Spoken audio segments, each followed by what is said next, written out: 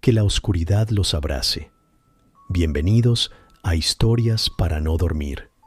Soy su anfitrión en este viaje a través de lo inexplicable, donde las sombras susurran secretos y la realidad se desvanece.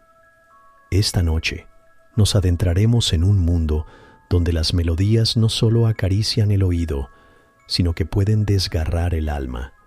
Exploraremos los rincones más oscuros de la creación musical, donde la pasión se encuentra con lo prohibido y el arte se convierte en una puerta a lo desconocido. Prepárense, porque estas son historias de músicos que tocaron notas que jamás debieron ser escuchadas. Acomódense, si es que pueden, y dejen que el primer relato los envuelva.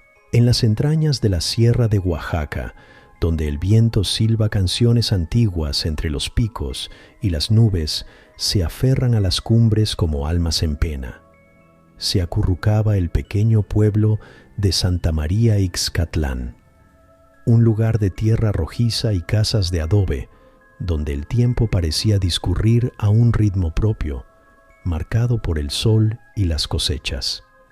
Allí vivía Leoncio, un joven violinista cuyo talento era tan vasto como su pobreza. Sus dedos, callosos por el trabajo en el campo, se transformaban al tocar el viejo violín que su abuelo le heredara, un instrumento remendado con más cariño que pericia.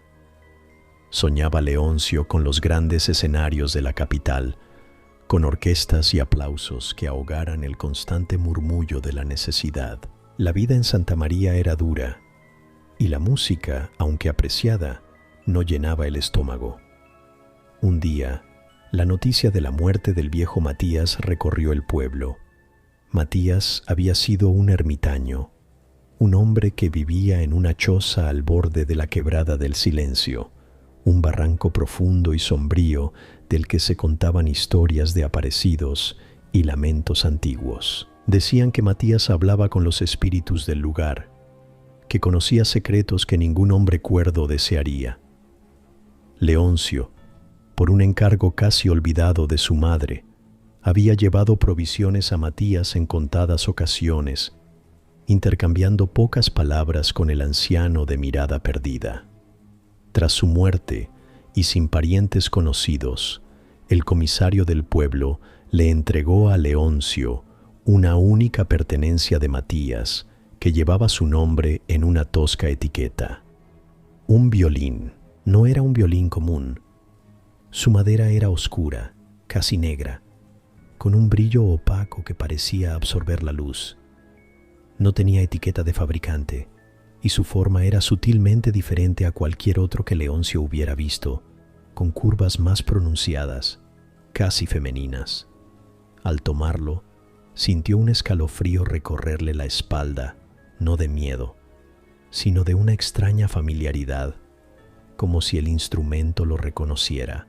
Lo primero que notó fue su peso inusual y el aroma que desprendía, una mezcla de madera vieja, tierra húmeda y algo más, un olor vagamente metálico, como a sangre seca y olvidada.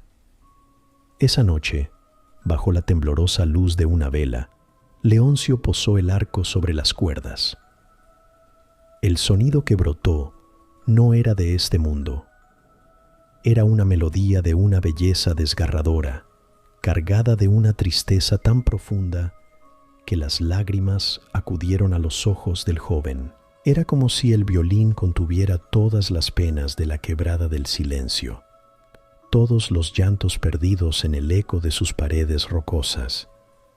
Su técnica, antes limitada por su modesto instrumento, pareció expandirse milagrosamente. Las notas fluían con una pureza y una emoción que él mismo desconocía poseer. Su viejo violín quedó olvidado en un rincón. Pronto, la música de Leoncio y su nuevo violín se convirtieron en la comidilla de Santa María. La gente se congregaba frente a su choza al atardecer, atraída por esas melodías que helaban la sangre y conmovían el espíritu. Algunos ancianos, sin embargo, meneaban la cabeza con preocupación, susurraban que ese violín no era de Dios, que estaba hecho con madera de un árbol crecido sobre una tumba sin nombre en la quebrada, un lugar donde una mujer, engañada y abandonada, se había arrojado al vacío hacía incontables lunas. Decían que su espíritu errante se había aferrado a la madera, buscando una voz para contar su dolor. Leoncio desoía las advertencias. Estaba embriagado por el poder del instrumento, por la facilidad con que sus dedos extraían aquellas notas celestiales y a la vez infernales. Se encerraba durante días enteros, practicando sin descanso. Dejó de comer, de dormir. Su rostro se afiló, sus ojos adquirieron una intensidad febril. La música que componía era cada vez más compleja, más oscura, llena de disonancias sutiles que al principio solo él percibía, como un secreto doloroso entre el instrumento y su dueño. En sus escasos sueños, veía la quebrada, no como era, sino como un abismo pulsante, y en su borde, una figura femenina, etérea y llorosa, que extendía sus manos hacia él. El violín parecía tener vida propia. A veces, las cuerdas vibraban solas en la quietud de la noche, emitiendo un gemido apenas audible. Otras, al tocarlo, Leoncio sentía que la madera se calentaba bajo sus dedos, o se enfriaba hasta el punto de sentirla como hielo. El aire a su alrededor se volvía pesado y las sombras en los rincones de su humilde morada parecían alargarse y danzar al compás de su música. Los animales del pueblo se inquietaban cuando él tocaba. Los perros aullaban lastimeramente y las gallinas se alborotaban en sus corrales. Su primera gran oportunidad llegó con el Festival de San Miguel en el pueblo vecino, más grande y próspero. Leoncio fue invitado como la revelación musical de la región. La noche de su actuación, el cielo estaba despejado, tachonado de estrellas. Pero a medida que Leoncio tocaba, una extraña bruma comenzó a ascender desde el valle, y nubes oscuras se congregaron sobre el escenario improvisado en la plaza. Su música, más intensa y febril que nunca, parecía invocar a la tormenta. El público estaba hipnotizado. Algunos lloraban abiertamente. Otros sentían un nudo de angustia en el pecho sin saber por qué. Leoncio estaba en trance, sus ojos fijos en algún punto lejano, sus dedos moviéndose con una precisión sobrenatural. Hubo quienes juraron ver, por un instante, la silueta translúcida de una mujer de largos cabellos flotando detrás del violinista, su rostro contorsionado por el llanto. Otros sintieron un soplo helado en la nuca, a pesar del calor de la noche. La música alcanzó un crescendo que pareció rasgar el velo de la realidad. Un trueno ensordecedor retumbó y un relámpago iluminó la plaza con una luz lívida, congelando la imagen de Leoncio con el violín pegado a su barbilla, como una extensión de su propio ser. Luego, la lluvia se desató con una furia inaudita, dispersando a la multitud aterrada. A la mañana siguiente, Leoncio no apareció por ningún lado. La gente del pueblo lo buscó, temiendo lo peor. Lo buscaron en Santa María, en los caminos, en las faldas de las montañas. Finalmente, alguien se atrevió a acercarse a la choza de Matías, al borde de la quebrada del silencio. La puerta estaba entornada. Dentro, sobre el petate polvoriento donde dormía Leoncio, descansaba el violín oscuro, intacto, brillando débilmente a la luz que se filtraba por las rendijas. De Leoncio, ni rastro. Algunos dijeron que el espíritu de la quebrada, la mujer llorona, finalmente lo había reclamado, llevándoselo a su reino de sombras y ecos. Otros, más pragmáticos, supusieron que, abrumado por el poder del instrumento o por la súbita y extraña fama, simplemente se había internado en la sierra buscando la soledad. Nunca se supo la verdad. El violín, permaneció en la choza abandonada, temido y respetado. Hay noches, dicen los que viven cerca de la quebrada, noches sin luna y con viento del sur, en que se puede escuchar una melodía tenue, increíblemente triste y hermosa, flotando desde el abismo, como si Leoncio siguiera tocando para una audiencia de espectros. El violín espera, paciente, a que otros dedos se atrevan a despertar su dormida y terrible canción. Una historia sobrecogedora, ¿no creen? El poder de la música, la delgada línea entre el genio y la perdición. A veces, el instrumento elige al músico y no al revés.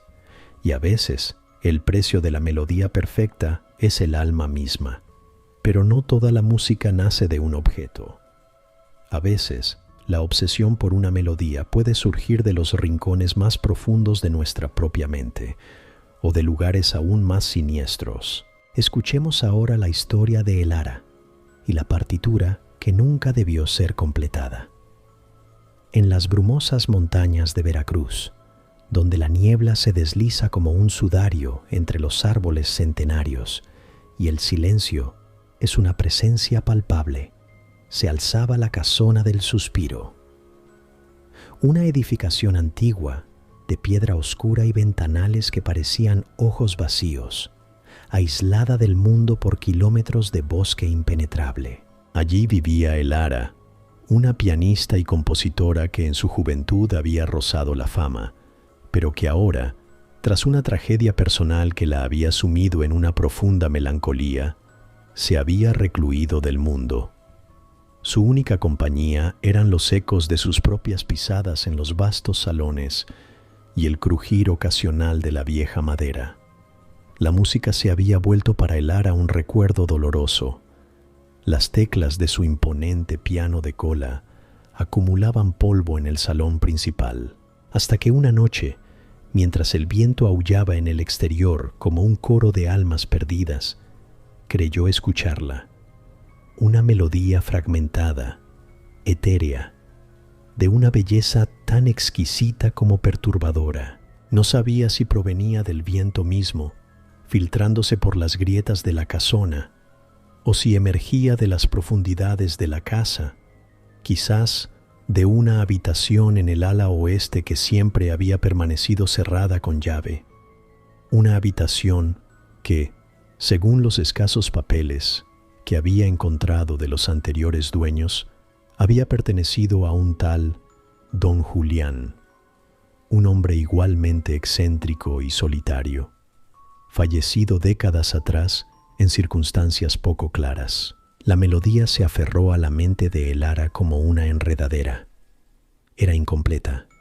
Siempre terminaba abruptamente, dejando una sensación de vacío, de anhelo insatisfecho. Una obsesión febril se apoderó de ella. Debía capturarla, completarla. Sentía que era su última oportunidad de crear algo trascendente, su obra maestra, quizás una forma de exorcizar sus propios fantasmas o de llenar el vacío que la consumía. El piano, antes un ataúd de recuerdos, volvió a la vida bajo sus dedos, aunque las notas que de él brotaban eran tentativas, fragmentarias, una pálida imitación de la esquiva melodía. Sus días se convirtieron en una caza incesante. La melodía aparecía y desaparecía a su antojo, a veces un susurro lejano, otras una presencia casi tangible que vibraba en el aire. Parecía burlarse de sus esfuerzos, cambiando de tonalidad, de ritmo, justo cuando creía tenerla. La casona misma parecía reaccionar. Las corrientes de aire se volvían más frías y erráticas cuando ella intentaba transcribir las notas. Puertas que juraría haber cerrado aparecían entornadas, y objetos pequeños, un lapicero, una partitura vieja, cambiaban de lugar inexplicablemente. La habitación cerrada del ala oeste se convirtió en el epicentro de su fijación. Estaba convencida de que la melodía emanaba de allí, de su silencio opresor. El Ara se aisló aún más. Las pocas visitas que recibía, el repartidor de víveres, algún pariente lejano que aún se preocupaba por ella, la encontraban cada vez más demacrada, con la mirada perdida y la ropa desaliñada. Murmuraba para sí misma, o quizás para la fuente invisible de su obsesión. Encontró un viejo diario encuadernado en cuero en la biblioteca, perteneciente a don Julián. Las páginas amarillentas y quebradizas estaban llenas de anotaciones febriles sobre música, sobre una partitura del silencio, o la canción que canta la casa cuando nadie escucha. Hablaba de una melodía que solo se revelaba en la más absoluta quietud. Una melodía que prometía el conocimiento último o la locura. Las últimas entradas eran incoherentes, manchadas de tinta corrida, y hablaban de un terror sin nombre. Cuando el ara lograba tocar algunos compases de la melodía, el efecto era inquietante. Una vez, el joven que le traía leña desde el pueblo cercano, al escucharla, palideció y se marchó apresuradamente, persignándose. Ella misma sentía una opresión en el pecho, una náusea sutil, pero la compulsión era más fuerte. Finalmente, una noche de luna nueva, armada con un juego de ganzúas que había encontrado en un cajón olvidado, logró forzar la cerradura de la habitación prohibida. La puerta se abrió con un gemido lastimero, liberando una bocanada de aire viciado y un silencio tan denso que parecía absorber cualquier sonido.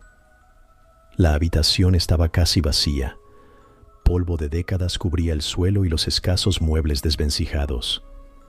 No había instrumentos ni partituras. Solo una extraña mancha oscura en el centro del piso de madera, casi imperceptible bajo la capa de suciedad, y ese silencio antinatural. Pero allí, en esa quietud sepulcral, la melodía era más clara, más insistente que nunca. Era como si las propias paredes la respiraran. Los días y las noches se fundieron en una bruma de obsesión. El ara apenas comía o dormía. Pasaba horas en la habitación cerrada, sentada en el suelo, con los ojos cerrados, escuchando, tratando de atrapar las notas huidizas. A veces creía ver formas moverse en la penumbra, sentir una presencia a su espalda, pero lo atribuía al cansancio y la desnutrición. El olor a humedad y a algo más, un aroma dulzón y ligeramente nauseabundo, se impregnó en su ropa y en su piel. Una tarde, mientras una tormenta eléctrica sacudía la casona, el ara sintió que estaba cerca. Las notas fluían en su cabeza con una claridad aterradora. Se sentó frente al piano que había hecho trasladar a la habitación, sus dedos temblorosos sobre las teclas amarillentas. Comenzó a tocar. La música que surgió era de una belleza sobrecogedora, pero también contenía una disonancia fundamental, una tristeza cósmica que parecía arrastrar al oyente a un abismo de desesperación. Era la melodía completa, la partitura del silencio. Mientras tocaba, la tormenta afuera alcanzó su clímax, los relámpagos iluminando la habitación con destellos fantasmales que hacían danzar las sombras. El ara no era consciente de nada más que la música, sus ojos desorbitados, una extraña sonrisa dibujada en sus labios.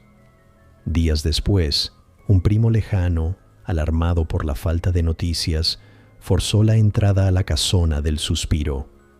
La encontró en la habitación del ala oeste. Estaba sentada frente al piano, inmóvil, con la cabeza apoyada sobre las teclas como si se hubiera quedado dormida. Una expresión de éxtasis y horror congelada en su rostro pálido. Sobre el atril, una partitura manuscrita, las notas trazadas con una caligrafía febril, casi ilegible en algunos pasajes, como si hubieran sido escritas por una mano poseída. La melodía, la que había consumido a el ara, nunca fue escuchada por nadie más. El primo, sobrecogido por la atmósfera del lugar y la visión de su pariente, cerró la habitación con llave y nunca más volvió. La casona del suspiro sigue en pie, envuelta en niebla y silencio, guardando su secreta canción. Algunos cazadores furtivos o excursionistas perdidos que se han acercado demasiado en noches de tormenta juran haber escuchado los ecos de un piano tocando una melodía indescriptible, una que atrae y repele al mismo tiempo, una que parece susurrar los secretos más oscuros del alma humana. La partitura inacabada, finalmente completa, espera en el polvo y la oscuridad, quizás para siempre, o quizás hasta que otra alma atormentada se sienta atraída por su llamada silenciosa. El silencio, a veces, tiene su propia música, una que es mejor no escuchar. Hay lugares que guardan ecos y melodías que exigen ser terminadas, sin importar el costo. Pero, ¿qué sucede cuando la música no es para los vivos, sino para aquellos que ya partieron? ¿Qué pasa cuando una banda se encuentra tocando para un público que no debería estar allí? Acompáñenme al desierto, a una cantina olvidada, donde el último son podría ser, literalmente, el último. El sol del desierto de Sonora caía como plomo derretido sobre la vieja camioneta destartalada de Los Gavilanes del Norte. Mateo, el vocalista y encargado del bajo sexto, maldecía en voz baja mientras esquivaba un bache que amenazaba con desarmar el vehículo. A su lado, Javier, el acordeonista, sudaba la gota gorda, su habitual buen humor opacado por el calor y la incertidumbre del viaje. Detrás, apretujado entre los instrumentos y el equipo de sonido, David, el corpulento tololochero, intentaba dormir, o al menos abstraerse del bamboleo incesante. Eran un trío de músicos curtidos en bodas, bautizos y bailes de pueblo, siempre al borde de la quiebra, siempre soñando con el golpe de suerte que los sacara del anonimato. Y ese golpe parecía haber llegado de la forma más extraña. Hacía una semana, un hombre de voz rasposa y pocas palabras los había contactado. Les ofrecía una suma considerable, más de lo que ganaban en un mes, por tocar una noche en una fiesta privada. El lugar, la cantina, el reposo eterno, un sitio del que ninguno había oído hablar, perdida en medio de la nada, a varias horas de Hermosillo, cerca de unas antiguas minas abandonadas que, según las leyendas locales, estaban malditas. Se decía que por ahí rondaba el espíritu de la Llorona del Mineral, una mujer que había perdido a sus hijos en un derrumbe y cuyo lamento aún se escuchaba en las noches de viento. A pesar de lo insólito del encargo y la ubicación remota, la necesidad era más fuerte que cualquier recelo. Tras horas siguiendo un mapa toscamente dibujado en una servilleta, llegaron a su destino. La cantina El Reposo Eterno era una aparición fantasmal en medio del desolado paisaje. Un edificio de adobe descolorido, con las ventanas tapiadas y un letrero de madera carcomida que apenas se sostenía. Parecía abandonada desde hacía décadas. Sin embargo, una solitaria luz amarillenta parpadeaba sobre la entrada. Al bajar de la camioneta, un silencio neestéstveni los envolvió, un silencio que el vasto desierto no solía ofrecer, pues siempre había el susurro del viento o el canto de algún insecto. Aquí, nada. La puerta de la cantina se abrió con un chirrido quejumbroso antes de que pudieran tocar. Un hombre anciano, delgado como un espantapájaros y con la piel curtida como el cuero viejo, los esperaba en el umbral. Sus ojos, pequeños y oscuros, parecían dos brasas hundidas en sus cuencas. Sin decir palabra, les hizo una seña para que entraran. El interior estaba sorprendentemente bien conservado, aunque cubierto por una fina capa de polvo, una larga barra de madera oscura, mesas y sillas rústicas, y un pequeño escenario al fondo. El aire era gélido, a pesar del calor sofocante del exterior, y olía a tierra húmeda, a alcohol rancio y a algo más, un olor dulzón y vagamente metálico que a David le recordó al de las flores marchitas en un velorio. «Los invitados llegarán pronto», dijo el anciano, su voz apenas un susurro cascado. «Preparen sus instrumentos. La paga está sobre la barra». Efectivamente, un fajo de billetes, considerablemente grueso, yacía junto a una botella de tequila de aspecto antiguo. Los tres músicos intercambiaron miradas. La situación era extraña, por decirlo menos, pero el dinero era real y tentador. Comenzaron a instalar su modesto equipo, el silencio del lugar amplificando cada ruido, cada roce de cables, cada afinación de cuerdas. Javier intentó romper el hielo preguntándole al anciano sobre la fiesta, sobre los anfitriones, pero solo obtuvo un gruñido por respuesta y la indicación de que se limitaran a tocar. Poco a poco, los invitados comenzaron a llegar. No entraban por la puerta principal, sino que parecían materializarse desde las sombras del fondo de la cantina. Eran hombres y mujeres, todos vestidos con ropas anticuadas, como sacadas de fotografías de principios del siglo XX. Sus rostros eran difíciles de distinguir en la penumbra, siempre en sombras o con los sombreros calados.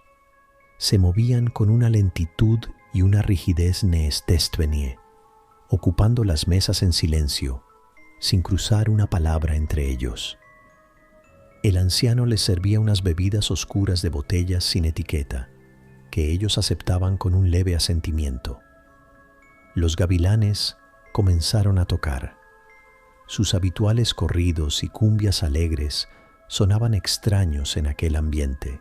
El público escuchaba en un silencio sepulcral. Cuando terminaron la primera tanda, un aplauso se alzó, pero no era un aplauso normal. Era rítmico, sí, pero seco, hueco, como el golpear de huesos.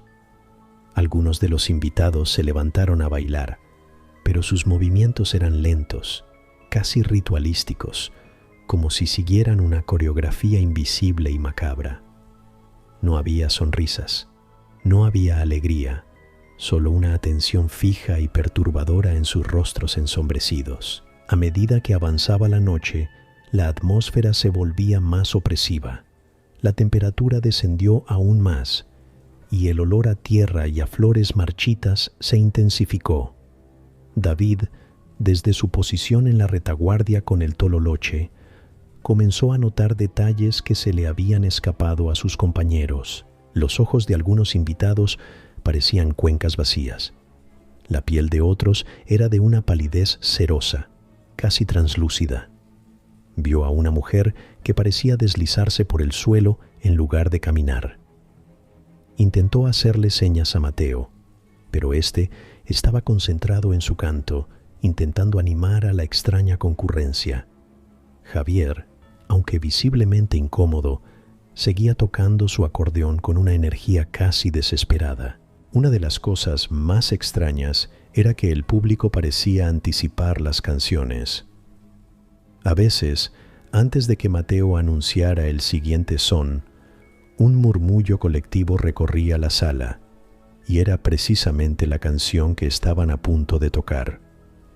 En otras ocasiones, les pedían piezas muy antiguas, canciones olvidadas que ellos apenas recordaban de sus abuelos, y sin embargo, se encontraban tocándolas con una fluidez y una maestría sorprendentes, como si una memoria ajena guiara sus dedos. La música misma se transformaba, adquiriendo un tono más lúgubre, más melancólico, casi un lamento fúnebre. El anciano bartender no había pronunciado otra palabra en toda la noche. Permanecía inmóvil detrás de la barra, sus ojos fijos en la banda. Una leve sonrisa, si es que podía llamarse así, apenas perceptible en sus labios agrietados. David sintió un terror helado cuando, en un momento en que la luz de un candil iluminó fugazmente el rostro del viejo, le pareció ver que no tenía pupilas. solo 2 oquedades oscuras. Llegó el momento del último son. Una tensión palpable se instaló en la cantina. Los invitados dejaron de bailar, de beber. Todos se giraron hacia el escenario. Sus rostros en la penumbra parecían máscaras inexpresivas. Mateo anunció, con la voz temblorosa, una vieja balada sobre un amor perdido en el desierto. Mientras cantaba, sintió como si las palabras no fueran suyas, como si la tristeza de la canción fuera una entidad viva que se apoderaba de él. Javier cerró los ojos, su acordeón llorando notas que parecían arrastrar siglos de pena. David apenas podía sostener el arco de su tololoche, sus manos entumecidas por el frío y el miedo. Cuando la última nota se extinguió en el silencio denso, los invitados permanecieron inmóviles por un instante eterno. Luego, lentamente, como un solo ser, comenzaron a avanzar hacia el escenario. No había prisa en sus movimientos, pero sí una intención ineludible. Las luces de los candiles comenzaron a parpadear erráticamente, hasta que una a una se apagaron, sumiendo la cantina en una oscuridad casi total, rota apenas por la pálida luz de la luna que se filtraba por alguna rendija olvidada. El pánico se apoderó de los gavilanes. No necesitaron decirse nada. Dejaron caer sus instrumentos y corrieron hacia la salida trasera que David había localizado con la mirada horas antes. Una pequeña puerta que daba directamente al desierto. Huyeron despavoridos, sin atreverse a mirar atrás, el sonido de múltiples pisadas arrastrándose detrás de ellos, cada vez más cerca. Alcanzaron la camioneta, arrancaron el motor con manos temblorosas y se alejaron a toda velocidad por el camino de tierra, levantando una nube de polvo que intentaba ocultar su terror. No se detuvieron hasta que el sol comenzó a despuntar en el horizonte. Temblorosos y exhaustos, decidieron que debían volver. Quizás había sido una pesadilla compartida, una alucinación provocada por el cansancio y el extraño ambiente. Quizás simplemente habían sido víctimas de una broma muy pesada, pero cuando llegaron a la ubicación de la cantina El Reposo Eterno, solo encontraron ruinas. Unos cuantos muros de adobe desmoronados, vigas podridas y el eco del viento. No había rastro de la cantina de la noche anterior, ni de los invitados, ni del anciano bartender. Solo el polvo del desierto y un silencio aplastante. Sobre un trozo de madera que alguna vez pudo ser parte del escenario, encontraron el acordeón de Javier, cubierto de una gruesa capa de polvo, como si llevara allí 100 años, y junto a él una moneda de plata, tan antigua que apenas se distinguía el grabado. Los gavilanes del norte nunca volvieron a ser los mismos. El dinero que encontraron en la camioneta, la paga de aquella noche, lo donaron íntegramente a una iglesia. La experiencia los marcó de por vida. Dejaron de tocar las viejas canciones, y cada vez que el viento del desierto soplaba con fuerza, creían escuchar los ecos de un aplauso hueco y el arrastrar de pies en una danza macabra. Nunca supieron para quién tocaron aquella noche en la cantina perdida, si para los fantasmas de los mineros olvidados, para las almas errantes del desierto, o para algo mucho más antiguo y oscuro que moraba en aquel rincón olvidado del mundo. Solo sabían que habían sido los músicos de un baile de muertos y que, de alguna manera, habían logrado escapar antes de que les tocara pagar con algo más que su música. Escalofriante, ¿verdad? Hay lugares donde el pasado no descansa y donde la música puede ser el único puente entre el mundo de los vivos y el de los que se niegan a partir. Espero que estas historias hayan perturbado gratamente su noche. La música tiene un poder inmenso, capaz de elevarnos a lo más alto o de hundirnos en los abismos más profundos del terror. Si estas melodías de lo macabro han resonado en ustedes, no olviden darle me gusta a este video. Si aún no son parte de nuestra comunidad de pesadillas, suscríbanse para no perderse ninguna de nuestras futuras incursiones en lo desconocido. Y, por supuesto, déjenos sus comentarios. ¿Han tenido alguna experiencia similar? ¿Conocen alguna leyenda sobre música y lo paranormal? Queremos escucharlos.